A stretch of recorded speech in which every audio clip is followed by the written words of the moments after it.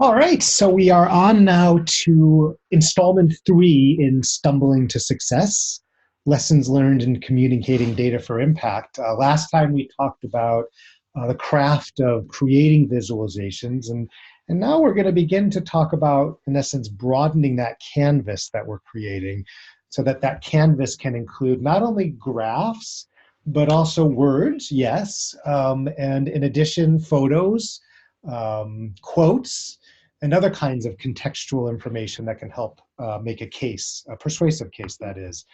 So in essence, what we're talking about here is data storytelling. And we're going to be talking about data storytelling in a number of the installments that we'll be looking at over the course of this series. But this is the one where we'll most directly be thinking about this. Before we even um, enter the concept of data storytelling or think about the concept of data storytelling, we should at least ask the question of why bother? I mean, why do we need words to accompany a graph we're creating or a map that we're publishing? I mean, doesn't a graph or a map suffice? Isn't a picture worth 1,000 words? In one sense, I suppose the answer could be yes. But what we know is our brains, in essence, are wired for stories. If I were to start out by saying, I want to tell you a story, the language processing centers of your brain is going to sort of all of a sudden light up and become active. We know that from research. But in addition, any area of your brain that has to do with the experience that I'm sharing, with the story I'm sharing, why that too is also going to light up. So stories, no question, they energize our brain, they get us thinking, they get us processing, they get us remembering the information. And that's why we want to combine data and stories. Um, this is basically a concept of putting the two on the same canvas, broadening the canvas, in essence, on which you're sharing your data. This is not a question of either or, this is a question of doing both. This quote, I think in particular, helped explain to me the value of data storytelling. This is from a pediatrician. I saw this in the New York Times a couple months ago. And this notion of dropping knowledge from on high, that fact that it just doesn't work. We tend to think that facts are all powerful, but I think we need to remember that, yes, for a few of us, facts are all powerful, but for most of us, the stories really carry the day. So before we dive into some lessons that I've learned about data storytelling, I wanted to share some thoughts about, well, what is a data storytelling? It turns out it's kind of like dog breeds. It's not one thing. There's not like one dog. A data story can be many, many different types of things. And I thought I'd share with you a few examples of what a data story could be, just so you have a concept of what we're talking about here.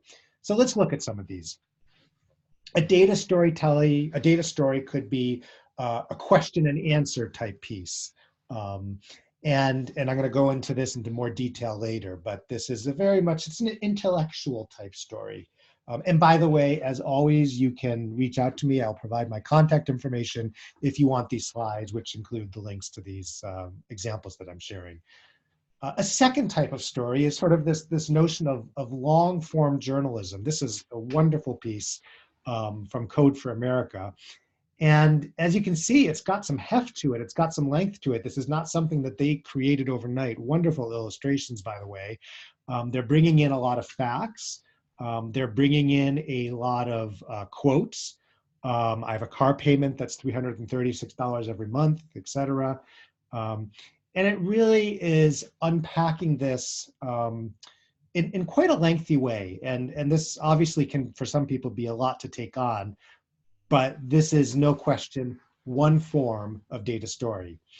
Let's look again at some other examples.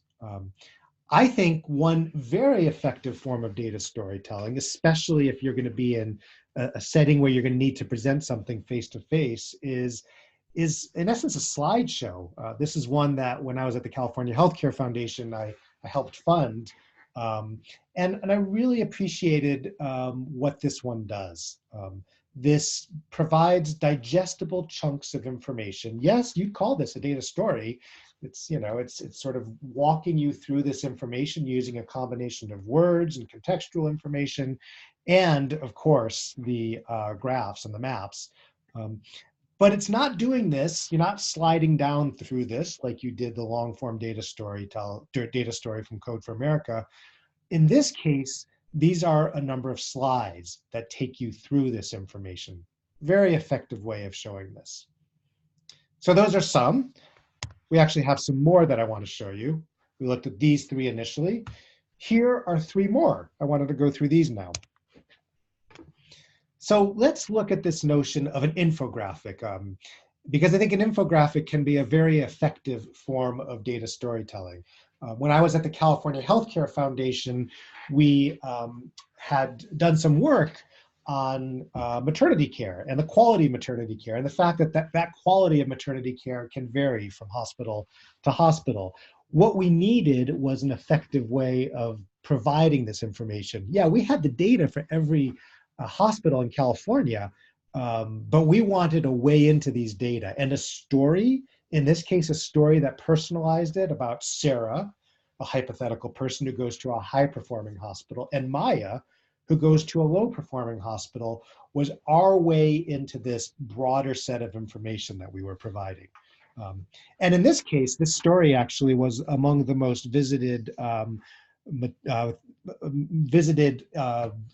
stories or reports that the foundation published that particular year. It was highly effective just in terms of helping to explain the information. So this notion that an infographic can be a story, absolutely. Two more examples. We're going to look in more detail into this in a later video installment. But I wanted to just bring out the notion that a data story also can be a game. In this case, this is a game where you are actually drawing out the trend graph. And it's a very effective technique. It's actually something that you can do on your own. You can do it on a whiteboard. We will talk about that in more detail. For now, I just wanted to mention this notion that a data story can actually be a game as well. And finally, in terms of sharing what a data story can be, is this notion of what's called a persuasive narrative. A persuasive narrative is basically an envelope that provides some introductory material using a combination of data and story about a person. In this case, it's a story about a hypothetical person, about Lucia, and the problems that she is facing with crowded housing in the city of Long Beach, and how that situation for that hypothetical person, how we can provide an idealized solution to the issues that she's facing. I think this is a really important point. We tend to think of stories as focusing on the problems and providing information about the problems. I think it's very important to also provide a way out through a data story. Here's a hypothetical solution. Here's what we can do. Here is a community that actually is succeeding at doing this. When you can do that, and when you can weave in data as a way to do that, I think you're more likely to get people to pay attention to it. So 6 forms of data storytelling, or data stories. There are probably many more. Now let's go through a few of the lessons. These lessons build upon, we're on lesson 5 because lessons 1 through 4 were in the previous video installment.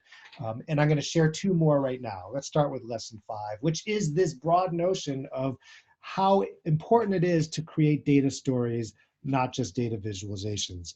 Of course, we've been talking about that, and I want to just provide you, go back to this example, because I think in some ways it's a type of data storytelling that we might all feel comfortable with. Those of us that tend to feel more comfortable sharing numbers would feel comfortable with this sort of data story. And this data story, it's about our healthcare system and how that healthcare system compares to other countries. The important point here is not the wonderful motion graphics, in essence, that you see on the right side. What I really want you to pay attention to is the narrative on the left side. I love how in this data story, they're using questions to guide you through. Are Americans engaging in more healthcare activities? Do Americans employ more healthcare resources, such as doctors? Nope. And it's a combination of answering these questions through the narrative on the left and the graphs on the right. Are Americans sicker than other countries? No. And then the graph shows you that. Uh, this is a very effective, very easy to build type of data story. You can probably easily think about the questions that you might want to answer, the fact that you could have narrative below to answer those questions, and some graphs, and they don't have to be as slick as these graphs, but you can have graphs on the right side to answer those questions. Again, a very easy sort of data story. I think it's an effective way to expand your canvas from just thinking about the actual visualization to thinking about the narrative that can support that. So let's go into a little more detail now through lesson 6. And this one is how important I think it really is to appeal to the heart and the head in the data story that you're putting together. In other words, like I said, we are really sort of driven to stories. And when you can put a human element, when you can humanize your data through that story, you can really achieve some success. And for this, I want to show a data story that I worked on when I was at a digital agency, Valier. And in this case, we were working with a communication firm, Purpose, that was trying to tell the story about shift workers, which is, in essence, individuals who from week to week may not know what their schedule is. And we had some wonderful data, numbers that we had crunched as part of the story, but Purpose, in addition, had some significant stories that they were able to share. And we brought those two together to create a package that told the human dimension of this issue. We first started out by talking about how many Americans there are who are affected by this, which is basically we're looking at the population the size of Texas. That's about the number of people that are shift workers. So it's nothing insignificant is what we were trying to say here. But from there, we want to dive into individuals and what they're facing. And we talk about Rondell, who was an actual person. And as you scroll through this story, I won't go through the entire story, we actually have a video about Rondell and his experiences. We also wanted to use some other people to help make the case. These are quotes that Purpose had gotten. And at Valier, we were able to put these together and really join together this notion of data and stories, and how this quote can really help you understand this. It's not just about the numbers to help you understand this, but to appeal to your heart and say, oh my gosh, I can understand what this is like. Or for example, for this person, they expect you to drop everything with the drop of a hat. These are the kinds of conditions that a person who's working shift hours would face. Again, more data to help make the case, and the story goes on. I will stop here, but I think the important point is how effective it can be when you combine the heart and the head together in making your case. There's no reason the two should be siloed off from each other. You can make a case using both effectively, and it can be a very persuasive case. So that's the end of this particular lesson. Let me go back here. And again, here's that slide. I've mentioned it the last couple times as well. If you want these slides, if you have any questions or comments, you are welcome to reach out to me. And that includes, by the way, pushback.